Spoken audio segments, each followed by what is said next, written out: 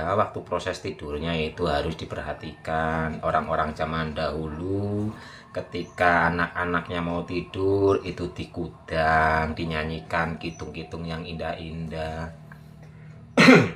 Karena di saat mau tidur, perpindahan dimensi kesadaran dari dimensi pikiran liar, pikiran aktif menuju dimensi rileks.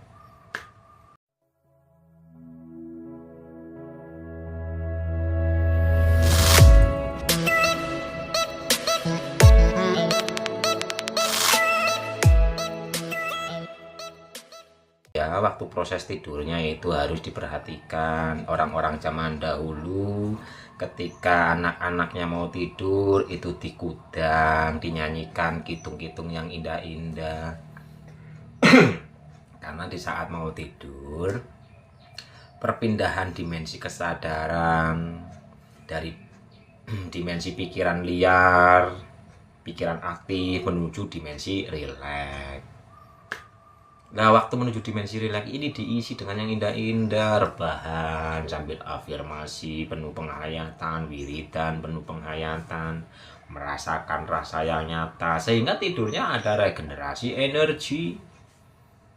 Lalu mau tidur yang dipikirkan utang, mau tidur yang dipikirkan permasalahan, sehingga tidurnya yang mendunut permasalahan datang, Bapak Ibu. Di saat Bapak Ibu tidur, sebelum tidur rebahan kayak gini, meripatnya ini, matanya ini ketap ketip sambil memikirkan permasalahan, dan itu sampai tertidur. Sadar nggak sadar, Bapak Ibu sedang mengakses kesedihan-kesedihan datang. Jadi proses mau tidur itu sangat penting sekali. Oke, ayo, waktu mau tidur yang punya masalah ya usah sadari saja, oh ya ada masalah, tapi jangan berlarut-larut tenggelam kepada rasa permasalahan itu, pikiran permasalahan itu. Ayo bebaskan dulu pikirannya, bebaskan dulu rasanya. Kalau terjebak dalam pikiran rasa itu, ya semakin hari malah semakin down gitu loh. Apa sih down, bener kan? Down itu. Lepaskan kesadarannya dari kemelekatan pikiran kemerungsung itu. Manfaatkan waktu mau tidur. Lah iya gini loh, waktu mau tidur pikirannya masih memikirkan suatu permasalahan dan sebagainya. Oh iya, di alam nyatanya sudah bermasalah, masalahnya masih dibawa ke alam mimpi. Sehingga di alam mimpi dikejar-kejar oleh singa, ompong lah, oleh ular raksasa lah, oleh zombie lah. Pokoknya di alam nyata ya udah alam nyata saja lah, nggak usah dibawa-bawa ke alam mimpi gitu. Kenapa dibawa-bawa ke alam mimpi? Rasa itu karena ya itu mau tidur, belum melepaskan kemelekatan kepada pikiran liar, kepada rasa yang nanunan.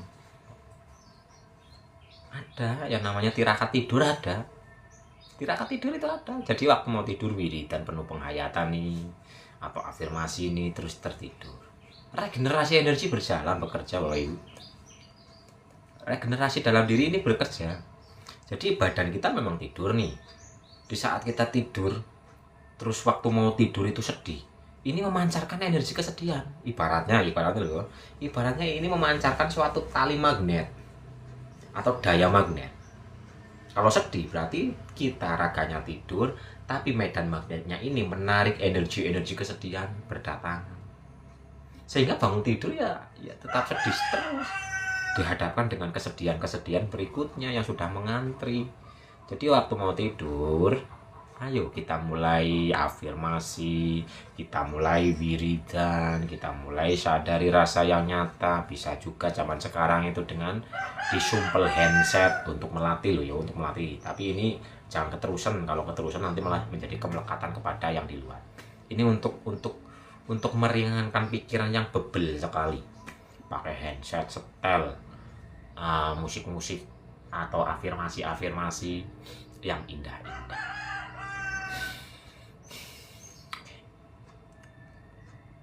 ilmu mau tidur. Orang-orang dahulu itu sudah menerapkan. Mbah-mbah kita, leluhur-leluhur kita, anak itu di waktu mau tidur itu dielus-elus kepalanya, dinyanyikan kitung-kitung yang indah-indah. Waktu digendong itu dikudang, dinyanyikan yang indah-indah dengan nyanyian-nyanyian atau kitung-kitung yang indah. Lah sekarang anak zaman sekarang masih bayi aja udah disetelkan musik galau, udah disetelkan musik yang padahal ini loh, ini sensitif sekali Bapak Ibu. Di saat orang mau tidur atau anak kecil ini bayi lagi kenceng-kencengnya mendunut, lah malah dikasih dunutan-dunutan lagu-lagu yang yang menyedihkan lah, yang apalah. Ya biarpun anaknya mungkin di kasur, tapi nyetel musiknya tentang kesedihan, tentang kegalauan kencang banget, kan alam bawah sadarnya merekam. Jadi nggak usah menyalahkan besok kalau udah gede, karena rekam jejak energinya ada. Siapa yang ibaratnya menyuguhkan itu? Kan ya yang tua lo gitu loh. Jadi mulai selektif lah untuk mendengarkan musik, mendengarkan lagu, mendengarkan tontonan dan sebagainya. Mulai selektif karena alam bawah sadar ini merekam. Ini baru rekaman gitu Bapak Ibu, belum secara energinya. Setiap komen-komen yang seperti ini, tontonan-tontonan yang kita tonton itu membawa rekam jejak energi dari si penyampainya. Ada rekam jejak energi dari penyampainya. Ketika Bapak Ibu membaca, sejatinya sedang mengkoneksikan tali eterik kepada energi tersebut. Sehingga apa? Mengakses, mendownload energi tersebut. Karena semesta ini hukumnya hukum energi Bapak Ibu. Sunatullah ini hukum energi. Jadi mulai selektif mendengarkan musik kenceng, mulai selektif lah. Yang galau-galau itu biarkan dulu lah, ganti yang indah-indah. Karena getaran-getaran suaranya itu terekam oleh ya benda-benda, oleh air, oleh makanan yang ada di rumah kita.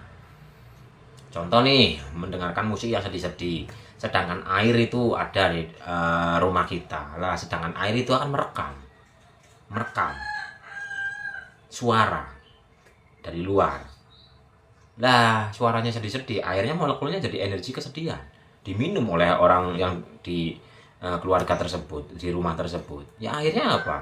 Energi kesedihannya menyatu ke dalam diri. Makanya kenapa makanan, minuman itu disuruh ditutup. Yang pertama ya biar tidak, secara nyatanya biar tidak ditempeli laler dan sebagainya. Yang kedua adalah biar tidak terkoneksi atau tervibrasi oleh getaran-getaran energi. Contoh nih, ini ditutup nih, ini tutup. Ketika ada suara-suara, getarannya hanya menempel di benda luar ini, ditutupnya. Tapi kalau dibuka, terus mengatakan tenang, damai, bahagia, berlimpah, makmur, sejahtera dan sebagainya, maka molekulnya itu akan merubah wujudnya sendiri menjadi apa? Getaran-getaran yang indah. Makanya ada yang namanya tirakat suruh mandi air masjid dan sebagainya, karena masjid itu mendengarkan suara apa? Adzan, puji-pujian, bacaan Quran dan sebagainya, sehingga airnya getaran-getarannya, molekulnya itu menjadi indah. Dan ini sudah diteliti kok oleh orang Jepang, molekul air, dan sudah diteliti ketika air tersebut mendengarkan suara-suara yang indah, molekulnya jadi indah. Tapi kalau mendengarkan suara-suara yang negatif, molekulnya jadi negatif. Sama kayak Bapak Ibu masak lah, udah itu aja. Di saat Bapak Ibu masak penuh kemarahan, kesedihan dan sebagainya, nggak habis kebanyakan. Nggak habis.